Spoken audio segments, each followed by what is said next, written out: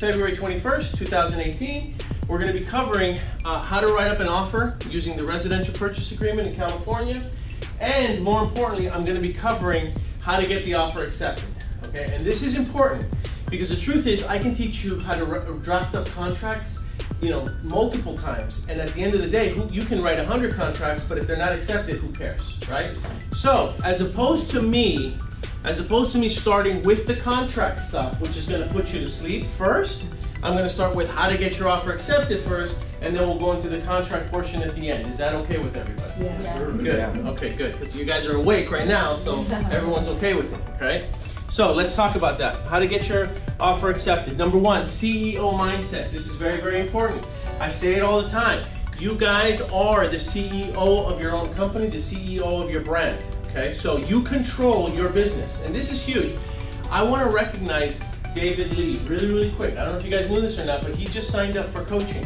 Okay, he's doing it with, I'm not going to say the name of the organization because then I'm giving them free plugs, but he is a coaching student now. So he's paying monthly to be coached and hounded and mentored by another organization outside the company. And while we do have great coaching and training here, it doesn't hurt when you invest in yourself and get that coaching as well. So let's give him a real quick round of applause, you guys. Okay, he just signed himself up for that coaching, so he is now a coaching client. CEO mindset, number one, you got to understand that they are still the client. Okay, they are the client. You are the expert. You need to act like it. All right? If you go and you're telling them and you're filling out a residential purchase agreement and you're having them sign it and you don't seem confident about what you're doing, you're not quite sure about what you're doing, you're saying, well, I'm not really sure about how we should fill this portion of the contract out. How do you think they're going to feel? Right? Good. Not at all, right? So you have to be very, very confident. You have to understand that you are the expert in this transaction until you give them reason to doubt that you are not. Right? So when the client starts telling you what to do, guess what has happened? Essentially what has happened is they no longer have confidence in your ability to represent them. Okay? And I'm not saying that they don't have, as the client, they don't have the right to ask questions or to ask certain things. But you have to assume the position of the expert. Okay? It's very, very important. It's like going into surgery and then the doctor asking you what you think you should do. How would you feel?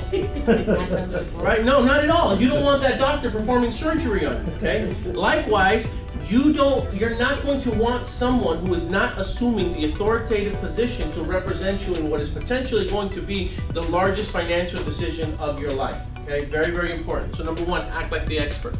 Number two, most people, that's number 4 now. Most people are afraid to make a decision. Okay, you've got to understand that. People are always scared about making decisions, especially decisions that are this big and this important, which means that 9 times out of 10, you're going to have to walk them through that decision. You have to understand that. It's not unusual when you're talking to somebody about drafting up an offer for a home and they're not going to be sure about it. They're going to question it. They're going to doubt it. And the truth is they're probably not going to not, be so enthused and excited about moving forward because it's a big step, it's a big decision. You have to be able to walk them through that decision. It's very, very important. Okay, be prepared for that.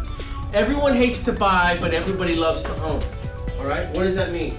That means they're not going to be fans of the process.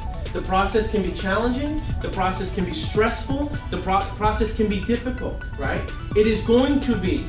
Okay, so they're not going to like the process, but the minute they become the owner of the home, right, they're going to love it. Okay, they're going to love you for it. All right, so understand that it's okay. You're going to go through some challenges during this process, but it's going to take somebody like you to navigate them through this. Okay, the process will be challenging. You have to be their lighthouse. Okay, and lastly, use technology to your advantage now.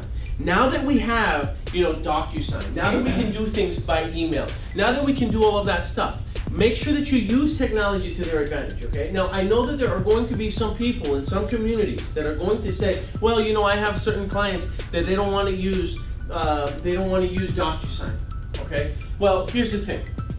They don't want to use DocuSign, but I see my abuelita using Snapchat. So if my abuelita can still use Snapchat, trust me, she can use DocuSign, okay? You're just not coaching her right, okay? That's what's going on. What's going on is you're letting them get away, again, with saying, oh, I don't really like technology, I don't know how to use technology, and yet they're using all this social media stuff. They're doing it anyway, mind you. okay? So I don't want to hear this about my community doesn't use technology. That's not true. They use it. They use it to share all the videos and the memes. Trust me, I see it all the time, okay? So use technology to your advantage. Trust me, it's easier. It's gonna it's gonna make your life a lot easier, okay? All right, next slide. Okay, tools. What are the tools that you're gonna need? Well, if you're gonna draft up an offer, number one, you're gonna need to be a member. You're gonna need to be a realtor member. Okay, you're gonna need to be a member of the board, because without those things, you're not gonna have access to the forms that you use. Okay, so you need your realtor NRDS number. You're gonna need access to zip forms. Okay, you need that stuff. You're gonna need access to the MLS. All right. So these are all things that are required. These are tools that you're gonna have to have, you guys. You can't escape this. You're probably gonna need access to a title report. And the reason you're going to want a title report is it's going to show you the exact name of the people on title. It's going to tell you if it's a trust. It's going to tell you if it's a husband and wife. It's going to tell you all these things, and so it's better to find out who's on title when you're submitting the report. You're going to use DocuSign, or you're going to use digital ink. Now, more and more digital signature companies are coming up, right? Adobe has one. I received one from a company called Right Signature recently. There's a few other ones, but the one that I use the most, it happens to be DocuSign. And I know a lot of people that use digital ink, but you're gonna want to get used to using electronic digital signature companies, okay? Get used to it. Next thing we use in the company, we use something called Transaction Room, which we're gonna start enforcing a lot more. All offers that are going to be submitted are subject to review by management, okay? That's not just in this office, that's in any office. And Transaction Room provides you a hub where you can upload all the offers to where the offers can then be reviewed and approved by management that way as well. Okay, this is all for compliance. So these are the tools that you're gonna need, okay? Transaction Room in our company doesn't cost the agents any money. Every agent that's a member of this company gets their own ID and password to get in the transaction. DocuSign and Digital Ink. Digital Ink is free with your MLS membership and your access to that, so that's free. DocuSign will cost you extra, that's an expense on your own, but all the other stuff is standard stuff that you should already have. Okay, so these are the tools that you're gonna need, okay? Next slide. What I expect. This is very, very important, okay? When you're working with the client, you need to set the expectations, set the tone for what you will expect from them, okay? See, the reality is most of us, when we're working with a client, when we're working with a buyer, what happens is that they set their expectations on us, okay? But you have expectations as a professional too, yes or no? Right, so you need to set the tone, set the stage, set the speed for how this process is going to work and what's going to happen during this process. Number one, Mr. or Mrs. Buyer, any listings that you're interested in, any listings that you see as you're driving around town, any listings that you see on the internet, I want you to bring those to me. I'll do the investigating for you. I'll do the due diligence for you, okay? You don't need to call the other agent. You don't need to research anything else. I'm the agent, I'll do that research for you. How does that sound? Sounds great, right? Now, Mr. or Mrs. Buyer, if we do come to the conclusion that some of these homes are going to be homes that you're going to be interested in, I want you to go visit those homes sometime during the week prior to me taking you out there. I want you to visit them. I don't need to be with you. You can go on your own. You can go when you're coming home from work. I want you to find out if this is the type of neighborhood that you want to live in, and then you come back to me and let me know. And if it is, then I'll get you inside the home. Now, why am I having you do that? Yeah, exactly, right? Because here's the thing. There have been times in my career where I will drive someone, and I've had a client that will say to me, I want to see this house, I want to see this house, I want to see this house, I want to see this house. They're excited about seeing the house. We're in the car. I want to see that house. I'm excited about seeing the house. That's the house I want to see. I'm confident. That's the house I want to buy. I want to buy that house. I like that house. That's the one that I saw on the internet. I want to buy the house. The minute we start driving through the neighborhood, I don't want the house. I don't want this house. I don't like this neighborhood. I don't like where you're taking me. Yeah. There's a liquor store around the corner. See, Yeah. And let me tell you, you think that I'm the only one that this has happened to. This happens to everybody, okay? And it isn't until it's happened to you 30, 40, 50 times that you finally decide to yourself, I'm not conducting my business this way, right? So I'm gonna save you guys the headaches, the gas expense, okay? The running to McDonald's to go pee. I'm gonna save you all of that stress by telling you right now, Mr. and Mrs. Buyer, this is what I expect from you. I expect that you're gonna bring me any listing that you're interested in to me so that I can do the research for you. I'm gonna save you some time, I'm gonna save you some headache. I'm gonna find out what's really happening. I'm gonna see if they have any offers. I'm gonna see how much negotiation pull I have. I'm gonna do that for you because I'm your agent. In addition to that, here's what I expect from you. I want you to go visit that property on your own, drive around the neighborhood, tell me if it is something that you're interested in, something that you want to get inside so that I can get you inside there on Saturday. Or would Sunday be better for you? And by the way, are mornings better or afternoons? Which would you prefer? Okay, that's how I want you to conduct the business. Oh, and by the way, Mr. and Mrs. Buyer, what I want you to do is I want you to get pre-approved by our lender so that way we can find out exactly, how much your buying power really is. Okay? Now, what did I just say? I didn't say to see what you can afford. Okay? To see how strong and how much your buying power is. That's different. Doesn't power sound better than how much you can afford? Okay? Language, guys. Language. I want to know just how much your buying power is. I need you to call my pre-approved. It's all language, as opposed to I need to see how much you can afford before I work with you. Which one sounds better? Buying power, right? We can all agree on that. Now, the next thing you're going to want is Mr. and Mrs. Buyer. I'm going to need to see some type of proof of funds. That's something I'm going to need to see. Now, mind you, it depends on where you're at with the process, because if you're dealing with an internet buyer, a buyer that doesn't know you from Adam and is calling you for one of your listings or is calling you for another property that you might not represent, chances are you start coming off that strong with that type of lead that you have no relationship with, you're going to have a difficult time getting that information, just so you know. They're going to say, goodbye. Okay, I was going to say something else, but they're probably not going to provide you with any of that. So you have to build rapport, you have to build a relationship with them, okay? But again, this is assuming I'm sitting down in front of them and I'm telling them what my expectations are. Mr. and Mrs. Buyer, if you're going to buy it, I need to know what kind of vesting you're going to get it in. I need to know if you're going to buy it as an individual. I need to know if we're going to get it as a corporation. I also need to know if we're going to get it as a trust. If we are going to get it as a corporation or as a trust, I'm going to need to see all the documentation that pertains to that trust to show me that you are an authorized signer on behalf of that corporation or on behalf of that trust. How soon can you get it for me? Do you think you can get it for me by Thursday, or do you think Saturday would be better? What did I just do? Alternative choice close, assume the close, and I'm waiting for them to send me that information, and I give them two options to send it to me. Would you prefer to email it to me, or would you prefer to fax it, even though I'm hoping, gosh, they didn't say fax, right? Okay? Understand the market. So Mr. and Mrs. Buyer, in addition to that, I'm going to help you understand the market. I'm going to tell you what's going on with the market conditions. I'm going to tell you if a property is priced under the market so that they can get overbids, or if a property is priced too aggressive for the market, just to see what our buying power really is. I'm going to study that stuff for you. I'm going to know that stuff for you. Mr. and Mrs. Buyer, it may take more than one offer to get your offer accepted. I don't want you thinking, has it happened? Yes, but I don't want you thinking that we're going to submit one offer and it's automatically going to be accepted. Especially for instance, in our market right now, it is what kind of a market? A buyer's market or a seller's market? It's a seller's. So chances are that in this market, Mr. and Mrs. Buyer, it's going to be challenging. It's going to be a little challenging. I don't want you to get discouraged if your offer doesn't get accepted on the first try. Okay? So set the stage. See, if you have these conversations early with your client at the beginning, later on when it happens, they're going to remember that you guys talked about this. As opposed to this coming up later on when an offer is submitted and an offer is not accepted and they really wanted that home and then they're frustrated and you are the villain. Does everybody understand that, right? Set the stage, okay? Understand that it might take more than one offer. Don't get discouraged. Also explain the inspection process while you're talking to your client. Mr. and Mrs. Buyer, if our offer is accepted, here's what's going to happen. We're going to have an inspection period. We're going to be able to go and we're going to be able to kick the tires. Okay? You're going to have to pay for a home inspector. Prepare them for the cost. Home inspector's probably going to cost you about $500. I'm going to recommend that you get a sewer inspection. Sewer inspection is going to probably be about $400. I'm going to recommend that you get a roof inspection. Roof inspection might be about $250.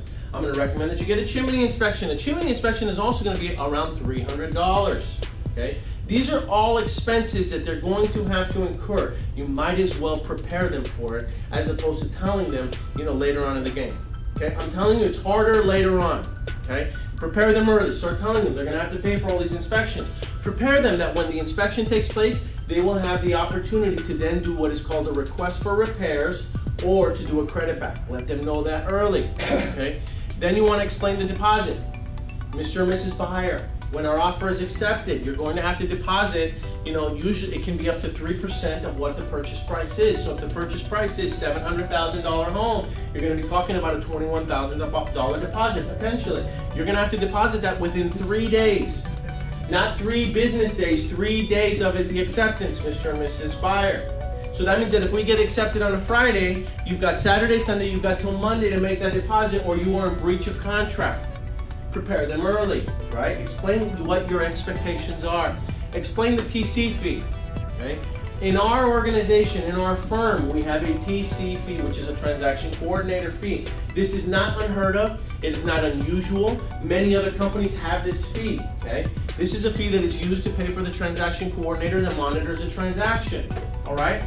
In our company, for Real Estate Heaven, it's $350. I've seen some companies that charge as high as $750. I've seen them, all right? Prepare your client. Look, I'm not gonna collect any money from you right now. That money is collected when we get ready to close the escrow. So don't think that you're going to pay me or you're going to give me any money, but I want you to know that there is a transaction coordinator fee. It is going to be one of those fees that is processed at the end by the escrow, okay? So prepare them early, all right? Prepare them that you're going to ask for referrals. Mr. and Mrs. Buyer, once I get you into your home, and once you're thrilled with my quality of service, I hope I can count on you for referrals down the road, right? I'm never too busy for your referrals. Right? I'm stealing one from Brian. All right? Prepare them early, right? Trying to do everything at the end doesn't work. If you start setting your expectations now, trust me, it helps.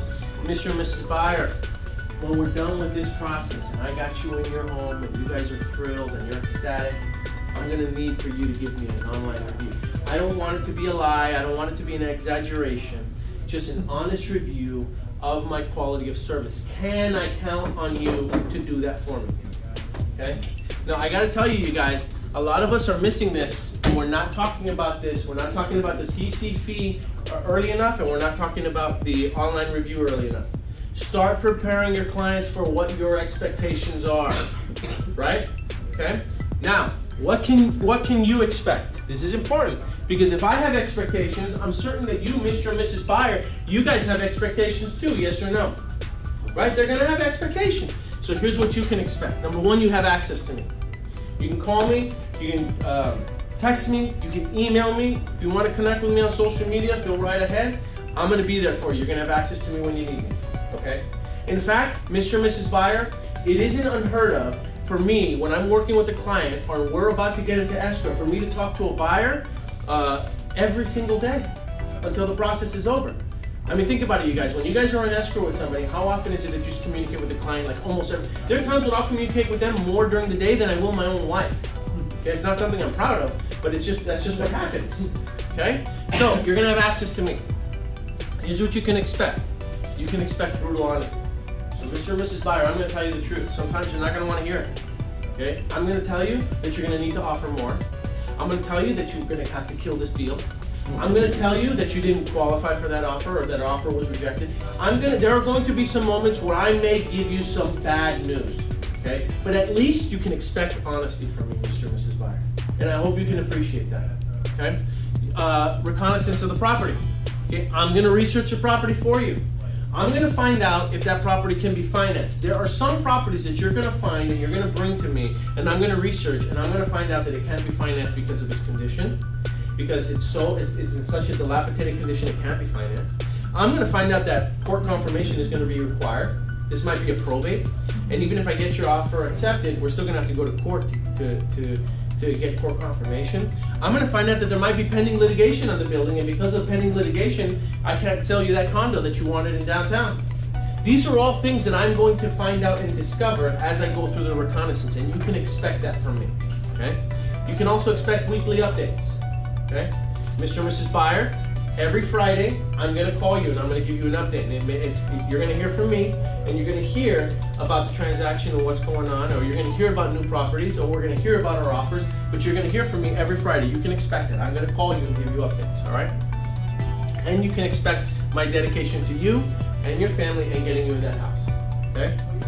Let me ask you guys a question. If you talk to your client, okay, you sit down with them, and you lay out your expectations, and you lay out what they should expect from you, how does that sound? What does that do to you as a professional? You look professional, okay? As opposed to, okay, so hop in my car, I'll see you Saturday at Starbucks, we'll hop in, we'll go look at a few houses, and then afterwards we'll talk about it. Right? Doesn't work that way. right? It's like a doctor saying to a patient, hey, thanks for coming in. Great, I saw you. Saturday we'll have the surgery at 3. I don't even know what's wrong with you, but we're going to figure it out.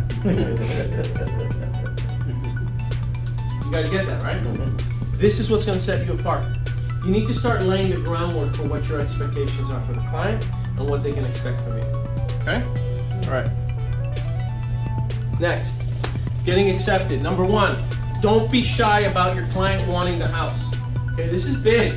Okay? A lot of times, buyers want to come in, we can't show our excitement, we don't want them to know how bad we really want. But look, that doesn't work.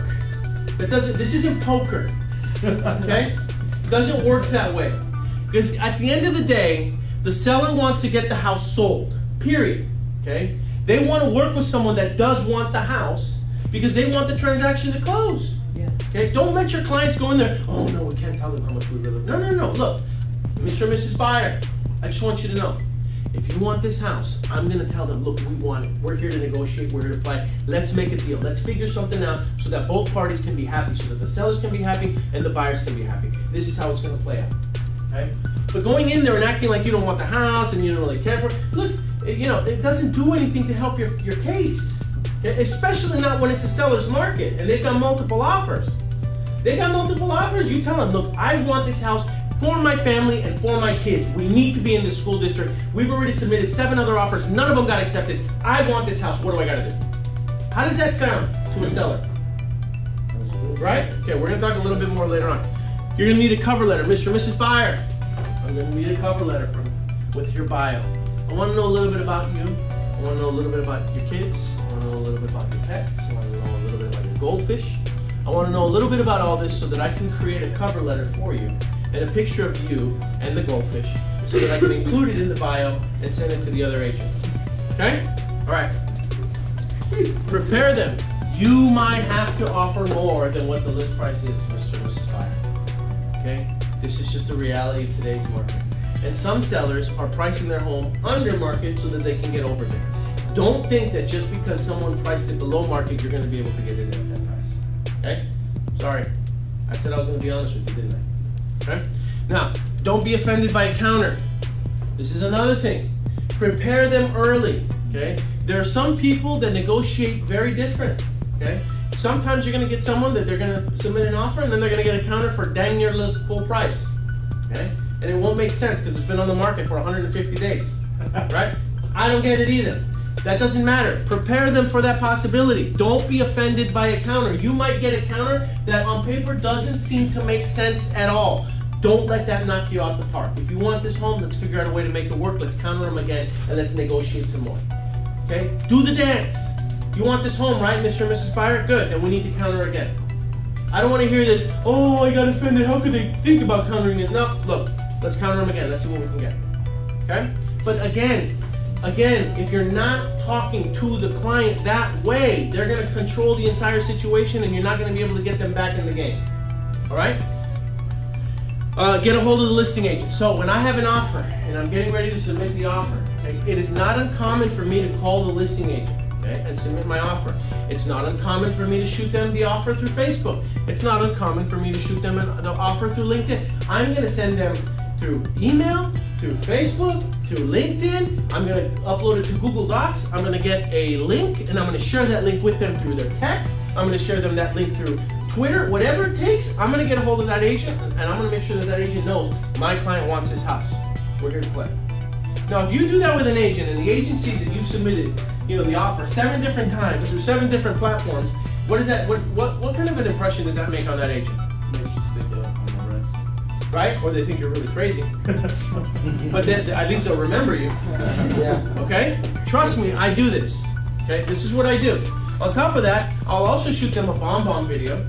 Okay, so I'll do a real quick bomb video. Hey, John or Jane, listen, just want to let you know my clients decided they're going to submit an offer on that property. Look, they're really, really excited about this home. They want this home, John. I want to do whatever I have to do to get them this home. I hope that you get this message. Please confirm that you did and confirm that you got my offer. Thanks, Paul. Bye. Done. Send the message. Right? Trust me, you stand out. Then what I do is I have the lender reach out to the listing agent, and I have the lender call the listing agent, and the lender say, hey, John or Jane, just want to let you know my clients, the buyers, who are being represented by Paul, just submitted an offer on your listing. I want to make sure that you got their offer. Oh, and I want you to know that I am doing the loan. They're fully pre-approved. We can do this loan. They want this house. I want to do whatever we can do to help them get there. Get it? So what did that do now? Now you've got me sending all this information. You've got the lender telling them they want it, right? Doesn't that impress upon the listing agent, who then has to impress upon the seller that these are the clients that we should be going with? Yes or no? Yes. Absolutely. Right? Okay? Oh, it's never accepted until it's signed. Right? Big. Okay, this is big. You have to make sure that the buyer understands. Right? In fact, it's probably not a good thing to tell your client that an offer has ever been accepted until you receive the executed contract back. Ever. Ever. I've had times where other agents have sent me an offer and they're like, yeah, we're going to go with your offer, we're going to accept it. Later on, I find out it's an escrow with another client. And all I had was a verbal confirmation. Okay? Trust me. Have you guys seen Jerry Maguire? If not, you need to watch Jerry Maguire. Okay? It's not shake my hand. It's sign the contract. Okay? That's what we need. It's never accepted until it's signed. Don't tell your client that they're an escrow until you get a signed contract. Fair enough? Let me get some water real quick. Sorry, guys.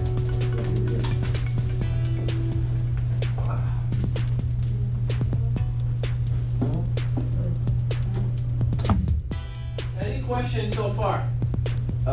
What about contingencies? Okay, good. We're going to go into contingencies right now. That's a good question. All right. Yeah. All right. Now we're going to go into the nitty-gritty. So mainly what I've done up until this point is I just helped you guys with your posture, right? With your confidence. I'm just trying to make you a little bit more confident about what you're doing when you're submitting, when you're prepping and submitting the offer. Now we're going to talk about the forms. Forms is a little different. All right? So I'm going to go through these forms and we're going to talk about it. So you guys, I know that it's a little small on the screen, but chances are you've probably have already seen what these forms look like. The first one is called, and I'm going in the order that WIN forms or ZIP forms puts them in when you're filling out these forms. So the first one that you're going to see is called the disclosure regarding real estate agency relationship. Okay? So the buyer's going to sign that, and you're going to sign that as their agent. Now, if you have the type of client that wants you to explain everything to them, I'm going to treat you guys like you're my buyer, and we're going to go through the forms, and I'm going to have you sign them right now. How does that sound? Okay? All right. So Mr. and Mrs. Buyer, the first form that we're looking at is a form called the disclosure regarding real estate agency relationship. All this form basically says is that you are the buyer, and I am the agent, and that I am representing you. Now the second page is a bunch of civil codes. Okay? I don't know all of these civil codes. In fact, I'm going to give you a copy, so that way tonight you can have a warm glass of milk and you can review all the civil codes yourself, and that way you know what it is that we're talking about. Okay? These civil codes can change, but you know they're created by the California Association of Realtors. Are you okay with that? Yeah. Most people don't. Who reads civil codes, right? Okay. So usually they don't have a problem with that. They sign it. Next page is the possible representation of more than one buyer or seller. Look, just so you guys know, I don't read these forms to them. Possible representation of more than one buyer or seller basically says that at any given moment, as an agent, I will have more than one client. Okay? I mean, this is common knowledge. You already know that. But I need to make sure that you acknowledge that in writing. Okay? And all it says is that you're my client, and I could have 3 or 4 other clients. It also says that at any given moment, I might be representing the seller or I might be representing the buyer. In this case, Mr. and Mrs. Buyer, I'm only representing you, the buyer. Okay? I need you to sign right here. Next form, the wire fraud and electronic transfer advisory. All this says, Mr. and Mrs. Buyer, is that you need to take precautionary measures anytime that you are wiring funds. Okay? Because there's been a lot of fraud that's been going on with wire transfers, and so we need to make sure that you confirm every wire transfer that you make to the escrow company or to the lender or to anyone. Okay, and that's all this form basically says. Are you okay with that form? Yeah.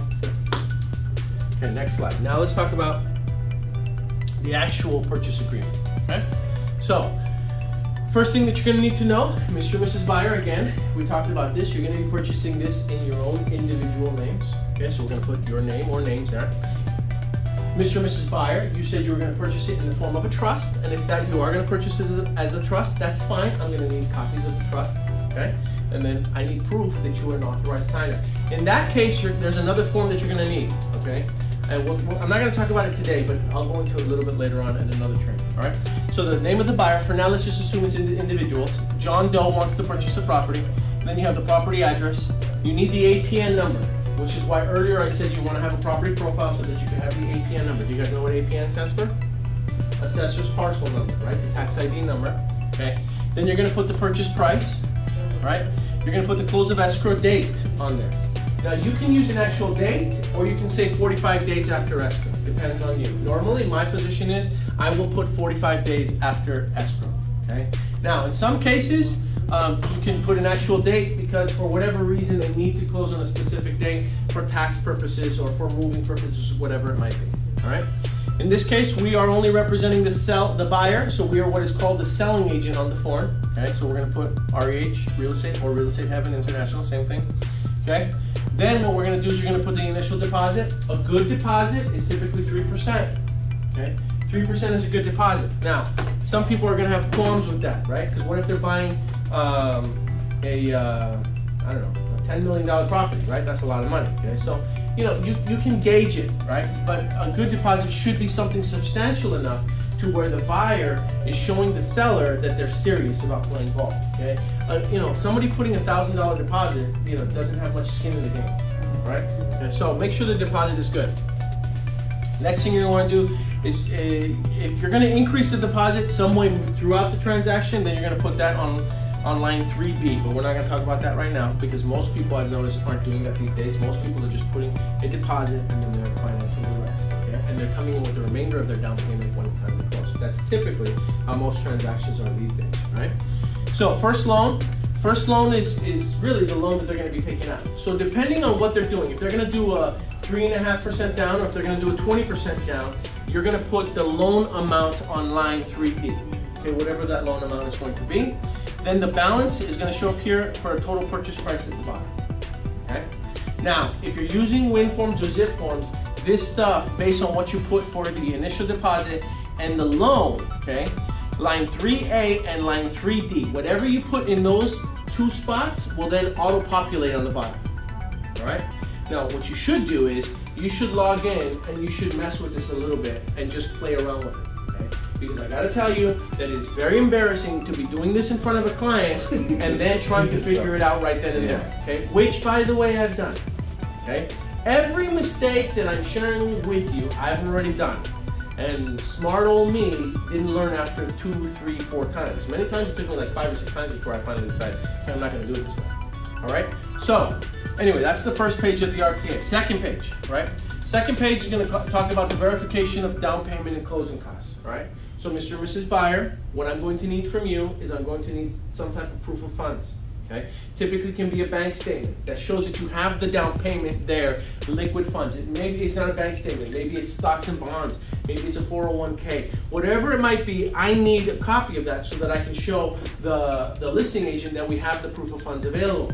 When you are submitting proof of funds, please make sure that you block out or black out the address to your client's, mailing address, and block out their account number. All right, block it out, black it out. You don't want to be sending that information to anybody else. Okay, protect your client's interests. Next thing is the appraisal contingency and the removal. Okay, so this is important because if there is an appraisal contingency, that means that the property has to appraise to value. So if your client wants to buy a home for $700,000, right? But then they want the home so much, they said, you know what, we're willing to offer $750,000. And then they say that it's not contingent upon an appraisal. What they're basically telling the other agent and the seller is they're going to come in with the difference.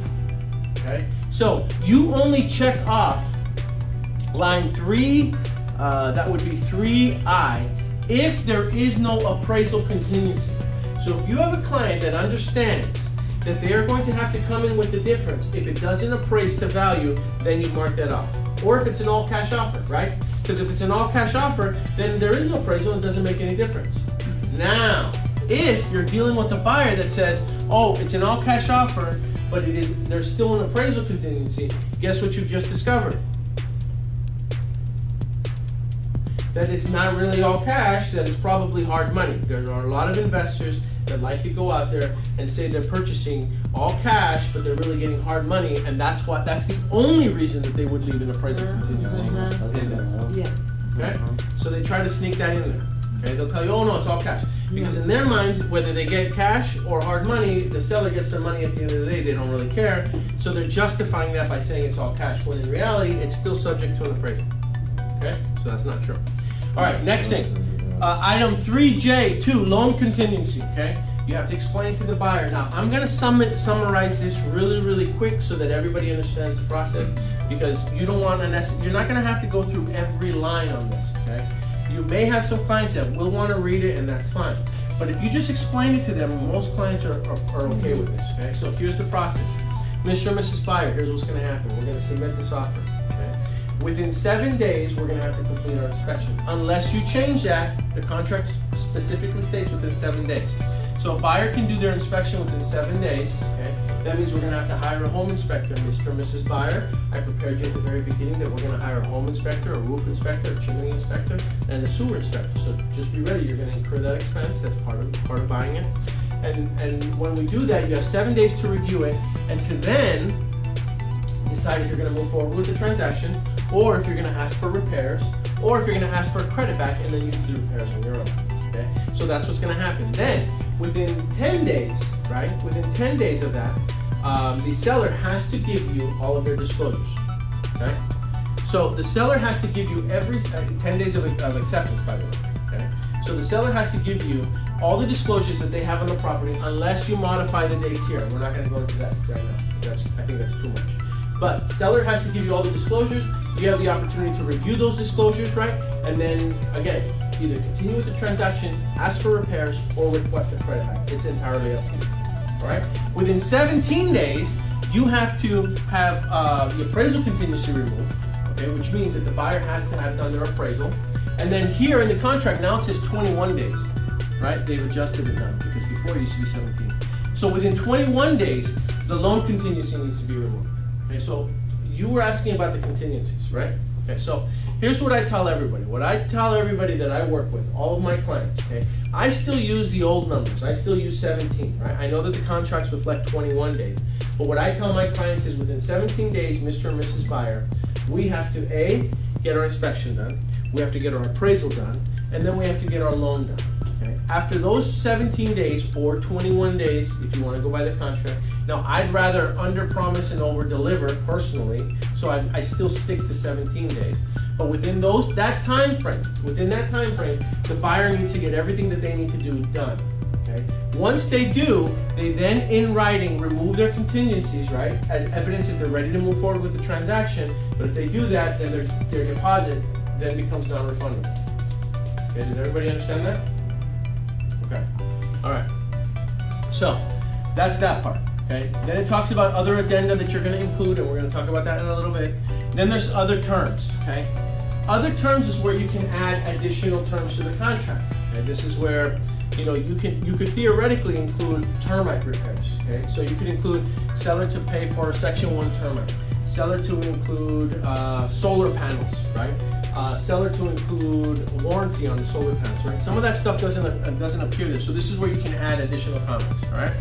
Allocation of costs. So we're going to talk about this, right? We just talked about the home warranty, but we're going to talk about the natural hazard disclosure, right?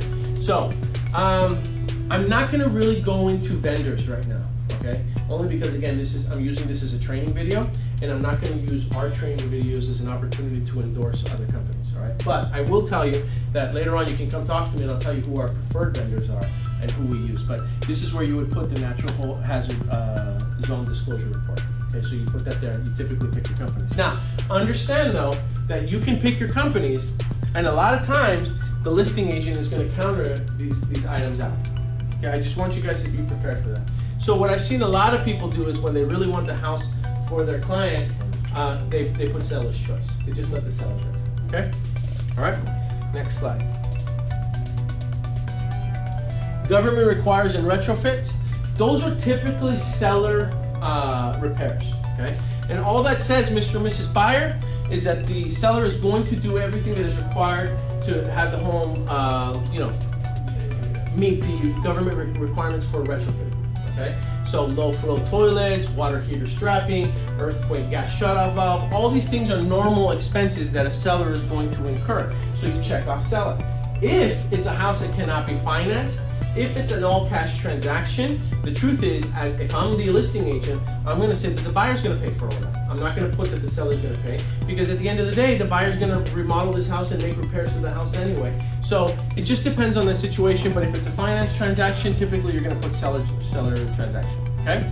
Escrow and title. So for escrow, I am going to say that I'm going to suggest that you use real estate have an escrow, okay? Especially if you're the listing agent, all right? And you're going to recommend that Jocelyn and Sylvia be the escrow officers, okay? Put that in there, and we'll talk a little bit more later on. Then you would also put the title company. Seller usually pays the city and county transfer tax fee. Seller pays that. Those are normal seller expenses, okay? If there's an HOA, seller typically pays the HOA transfer and document fee, okay? Those are normal seller expenses, so you're gonna mark that off here. Again, that the only time that changes is if it's an all-cash transaction, guys. Okay? All right. Home warranty. Okay? So you're going to pick the home warranty company that you're going to use. Let me see if there's anything else. Items included in sale. So we're on page 3 of 10. This is important because if the buyer wants all the appliances, okay, this is where you're gonna mention all stoves, all refrigerators, all washers, and then you can put except, or you can put additional items. I just had a client that just purchased a home and the solar panels were not leased, they were included in the sale, okay? So you have to put that down. There were some TVs and a Bose sound system that was also included in the sale. But you gotta make sure that you put these items in there. If the client and the buyer wants those things, address it early, put it in the offer. Because trying to get those things later on, after the close of escrow, it's gonna be very, very challenging, okay? It's gonna be very, very challenging. I've had situations where there were professional drapes installed on a property, right? Really, really nice drapes. And at the close of escrow, the seller took them, all right? My buyers wanted them, okay? That turned really ugly really, really fast, all right? So include them, put those things on there. If the buyer says, I want these items, make sure that you put them, and this is page 3 of 10, all right? Closing and possession, okay, good, let's talk about that. That is important, okay? If you are representing the buyer, okay, you're going to put closing, if the buyer intends or doesn't intend, then you're going to mark that off, buyer doesn't intend. Okay? Most clients are going to live in the property. Most of your transactions are going to be that way. But if they're not going to live in that, if they're not going to live there, you mark it off. And then what you're going to say is you're also going to put the date that they're going to deliver the property vacant to them. Okay? This is very, very important. All right? Because I've had some transactions where, you know, the buyer's ready to move in, it's Friday, 5 p.m., they think they're gonna have the weekend to move in, and the seller says, no, you know, we countered close of escrow +1, close of escrow +3. And what that basically means is that you can, as a listing agent, you can counter the seller is going to live here at close of escrow plus number of days. So you can put 2, you can put 3, you can put 1, whatever you want. And so, if you're not careful and you're not reviewing all of the counters and all of the dates, which again, I've made this mistake, you could actually have a very, very upset client because they think they're going to be able to move in or have the weekend to move in and they're not. Okay? So you got to make sure you monitor that. Now, if there's a tenant, you're also going to have to address that as well. Okay? That you're going to have to put in additional terms, right? We talked about that on the other page. In the additional terms, you can put something like property to be delivered vacant at close of escrow. Okay? In fact, if there is a tenant, anytime there's a tenant involved, okay, my recommendation is always request that the property be delivered vacant at the close of escrow when there's a tenant, okay? Because you don't want for your buyer to buy a home and the tenant is still living there. Especially on rent control. Especially in rent controlled areas. It's really, really bad. It's really, really bad. But you can tell, because if 2 days into escrow, you walk into the house and the tenant's still living there and all the furniture's there, you basically say, we're not closing escrow. Yeah, we're not going to close. Okay? All right. These are also these are disclosures, lead-based paint, cancellation rights. This is a lot of legal language. Okay.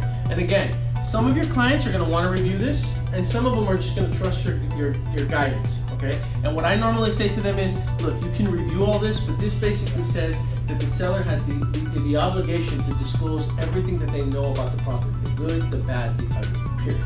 And it's our job to review all that stuff on our own time, according to the dates on the contract, and make a decision. So that's pretty much it. All right? Next slide, where are we at? Okay, condition of the property, buyer's investigation of the property, title investing. Okay, this all repeats a lot of the stuff that I've already covered, okay? Mr. or Mrs. Buyer, again, I'm assuming you're a client and I'm talking to you about the purchase agreement. Okay, buyer's investigation of the property. Remember, I said you're gonna have 7 days, well, depending on the contract, because we can negotiate inspection continuously can be removed within 3 days if we wanted, but we agreed that we knew we were gonna have to go do our inspection. My recommendation to you guys as buyer's agents is to complete an inspection of the property within 48 hours. Okay, so the minute you get an offer accepted, tell your client, we need to go find a home inspector, we gotta go do a home inspection within 48 hours. Do it immediately, get it out of the way. Okay, that means you're also gonna have to call a few home inspectors to schedule them all at the same time. Okay, so you would call the termite, you would call the sewer, you would call the chimney, you would call the home inspector, you would call them all, and you would schedule them all to be there. In some cases, you will spend 3 to 4 hours there. Yesterday, Chen was he spent 5 hours at a home inspection, okay? Yeah. Well, what's up with the sewer inspection? I've never done it in my life in 35 years. What's up with that? Yeah, so the reason that I'm Wow. suggesting that is because we've had a few transactions, more than a few now, where, you know, the piping from the home to the sewer, it was cracked, the roots were undermining it, and, you know, it was a $20,000 fix, and then it got my buyers and my sellers into the legal mess, legal hot water. So this one is from the house to the sewer to the street. To the street. That's it. Yeah, and what they do is they check to make sure that there's no blockages there, and they check to make sure that there's no cracks in the pipes, and if there are, or if it's something that you can just flush out, you know, I had one where all they had to do was pay, the inspection was like $300, but to flush it out, it was like $900. So okay, that's new for me. That one is new for me. So Yeah. what's up with the sewer inspection? How much is that It's report? about $300. $300. $400, yeah. That's Depending on- separate from a home inspection. But this is Separate, yeah, home inspection. You gotta get some guy like special. Absolutely. That's the only one for me. Yeah, yeah. Look, it's not something you have to do. You don't have to do Okay. it, but I recommend that you do it. I recommend that you just get them all out of the way. Nobody wants to get that phone call 2 years later, or a year later, or a month later. Hey, we just found out there's a huge crack in the sewer connection. It's gonna cost us about $10,000 to fix. As long as you make the buyers aware that they wanna do it, Yeah. it's up to them. It's up to them. It's You entirely up to just them. wanna advise Now, just make them. sure though, that later on when you're filling out your AVID, when you're filling out your Statement. TDS, you're putting selling agent recommended sewer inspection, buyer chose not to. Yeah. And then they sign it and you sign it That's and you're that's okay. perfect. Okay? But always recommend it, all right? So that's what that page covers. Mr. and Mrs. Buyer, this page talks about the days that we talked about. Seller has 7 days to give us all those disclosures, okay? We have to review them. Then it says within 17 days, we have to do all of our inspections. We have to complete our appraisal. We also have to complete our loan. Again, the contract I think says up to 21 days now, or it still says 17. So we have 17 days to where we have to remove all of our contingencies. So Mr. and Mrs. Buyer, just keep in mind, we have a lot of work to do in the next 2 weeks. We have our inspections, we have our loan, we have our appraisal, we have all these things that we have to do, and this contract is going to repeatedly remind you, okay? You okay with that? Good, sign right here. I think it also talked about effect of cancellation. Okay, let's talk about that really quick. It's just, I want to make sure everybody knows that. Okay, effect of cancellation. Because that's important. And then we're almost done. Effect, okay, right here. Effect of buyer's removals of contingencies. Mr. and Mrs. Buyer, I need you to know that once you remove your contingencies, your deposit is going to be very difficult, almost impossible to get back, okay? The contract states that once you in writing stipulate to the seller, I have removed my inspection contingency, I have removed my appraisal contingency, I have removed my loan contingency. Once you do that in writing, you have then put the seller on notice that now you, seller, have to perform. And if the seller doesn't perform, that means that you can sue them for performance and for damages, right? But by doing that, that also means that you're not gonna get your deposit back, and if you try to cancel now, it's on you. Are you okay with it? Both sides. It's from Both both sides. sides, Yeah. Okay. So just keep that in mind, Mr. and Mrs. Buyer. All right. Next slide. Brokers, representative capacity. Representative capacity really only has to do when you have someone that's representing, an organization that the signer that we talked about earlier, trusts, probate. You could also reference though power of attorney, somebody who's been incapacitated. There's a lot of different reasons, but that just means that you have the authoritative capacity to sign for another entity. Okay. Right here, arbitration and mediation. Okay. Mr. and Mrs. Buyer, all this basically says is that if we have breach of contract, you're not going to go sue them immediately. You're going to try to resolve it through arbitration and mediation. I need you to sign right here. Okay?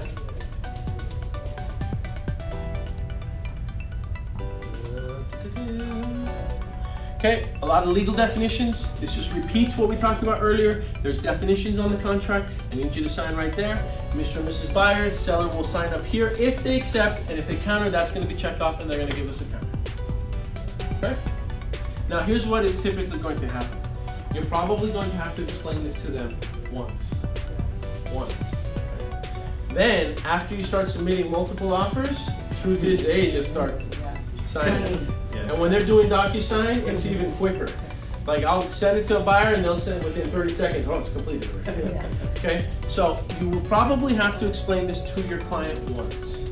Then when they feel more comfortable and confident that you can help them, through this process, then it becomes, significantly much easier. Okay, so that's the purchase agreement. Now, let's talk real quick. Oh, the buyer's inspection advisory. And all this form basically says is that buyer, you are strongly encouraged to complete all of your home inspections, including the ones that I recommended earlier, the buyer's home inspection, the roof inspection, the sewer inspection, the chimney inspection if necessary. So this form is basically putting the buyer on notice that, hey, we highly recommend that you complete all of these inspections during the process, okay? Mr. and Mrs. Buyer, please approve. The next form is the Transaction Coordinator Fee Disclosure, also known as the TCP disclosure. This is not uncommon to the industry. Many firms have a transaction coordinating fee. We have one as well, and we have a disclosure. It's very important that you bring this up early during the process so that the buyer isn't surprised by it when they see that fee showing up on their estimated HUD or on their settlement statement. So I suggest that you again, at the beginning of the process, you bring it to their attention, you advise them that it is a fee that will show up during the escrow transaction. No money is ever collected up front. It's only paid for through escrow.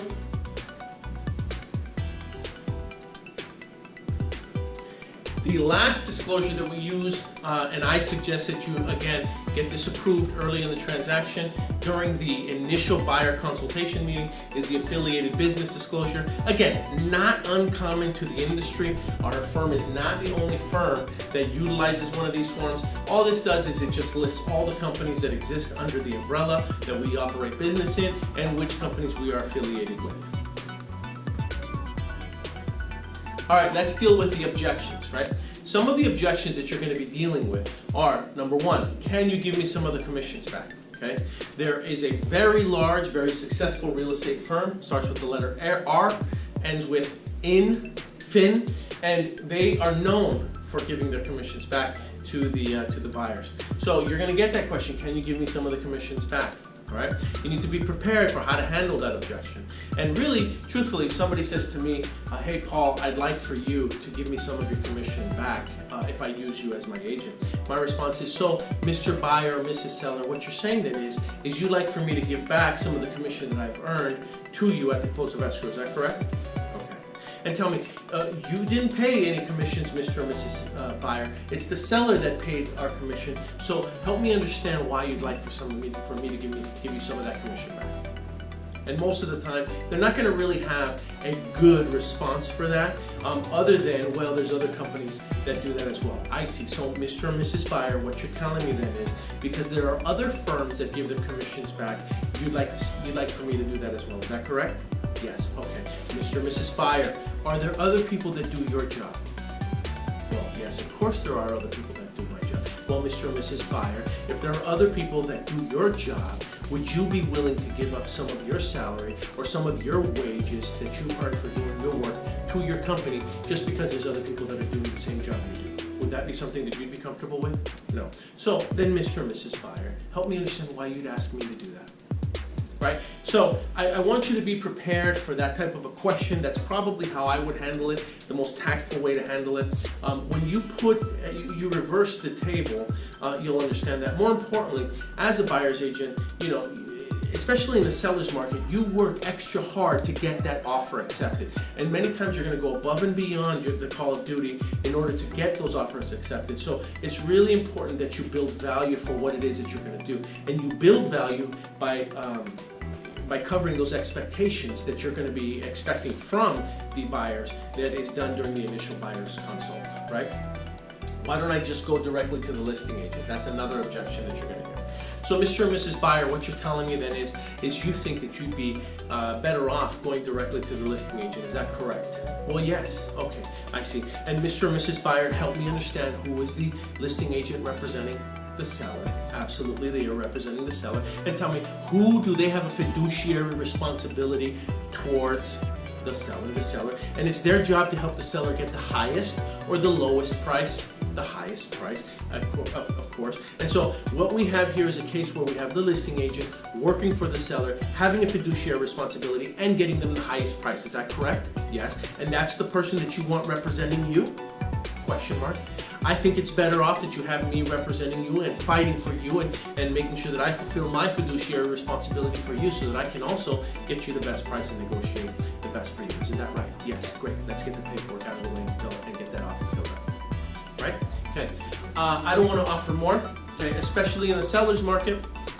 You're going to have to learn how to deal with this objection, right? And the truth is, when you're working with a buyer that says, I don't want to offer more, what that tells me is that I didn't do a good enough job laying the foundation for what my expectations were going to be. In other words, I did not, during that buyer's consult, explain to them that, hey, it's a seller's market, there's going to be a strong possibility that we're going to have to offer the over the list price.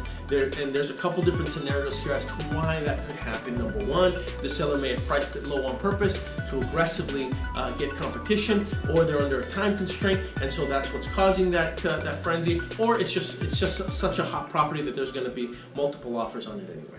Okay, so I don't want to offer more. I see. So Mr. Buyer or Mrs. Seller, what you're telling me then is that you don't want to offer more for this home. Is that correct? Yes. Mr. or Mrs. Buyer, do you really want this home?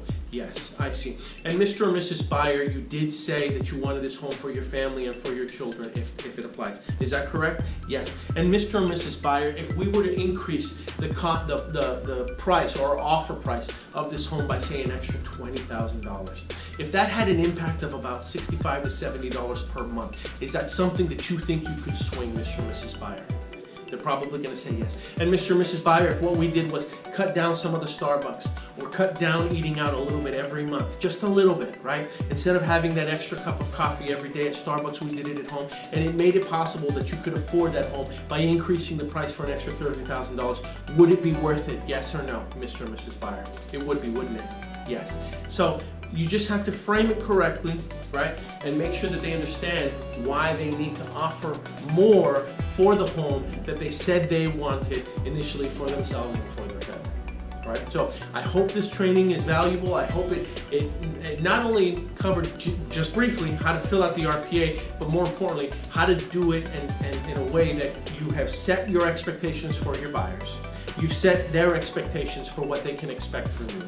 And you also know now what to do to go out there and get those offers accepted. Right? All right, good luck, you guys. I appreciate it.